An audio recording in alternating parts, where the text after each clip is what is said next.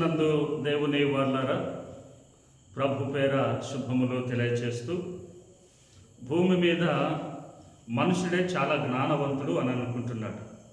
కానీ దేవుని వాక్యము జ్ఞాపకం చేస్తుంది, మనుషుని కంటే చాలా జ్ఞానము కలిగినటువంటి జీవులు చాలా ఉన్నవి అని అంటున్నాడు.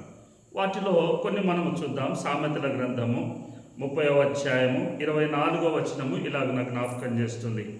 భూమి మీద చిన్నవి 4 కలవు, అయినను అవి మిక్కిలి జ్ఞానము కలవి. మిక్కిలి జ్ఞానము గలవి. అందులో మొదటిది చీమలు. దేవుడు మాట్లాడుతుంది, చీమలు బలము లేని జీవులు, అయినను అవి వేసవిలో తమ ఆహారమును సిద్ధపరచుకొనును.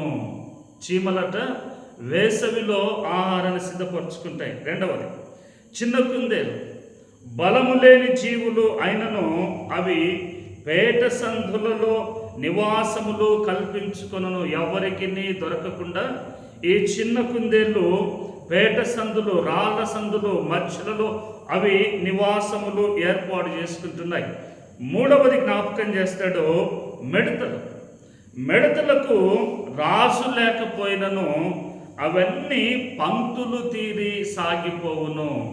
మిడతలకు రాజు లేడు, నాయకుడు లేడు, లీడరు లేరు, ఎవరు లేరు, అయినా అవన్నీ కూడా సీరియల్గా 1 by 1 ఒకటి ముందుకు సాగుతున్నాయి. నాలుగవది జ్ఞాపకం చేస్తాడు, బల్లి. బల్లి నీవు చేతితో పట్టుకొనగలవు, అయినను అది రాజుల గృహములో నివాసము చేయును. దేవుని మాట్లాడండి, ఈ 4 చాలా చిన్న జీవులు, చాలా చిన్న జీవులు, అయినను వీటికి మిక్కిలి జ్ఞానము కలిగినటువంటివి అని అంటున్నాడు. అందుకే మానవుడిని దేవుడు హెచ్చరిస్తూ ఉన్నాడు, సోమరి నీవు చీమల యుద్ధకు వెళ్ళము, వాటి జ్ఞానమును చూసి నీవు నేర్చుకొని అంటున్నాడు. ఎంత గొప్ప మాట చూడండి. చిన్న జీవుల ద్వారా ఈ పెద్ద మనిషికి జ్ఞానాన్ని నేర్పుతున్నాడు దేవుడు.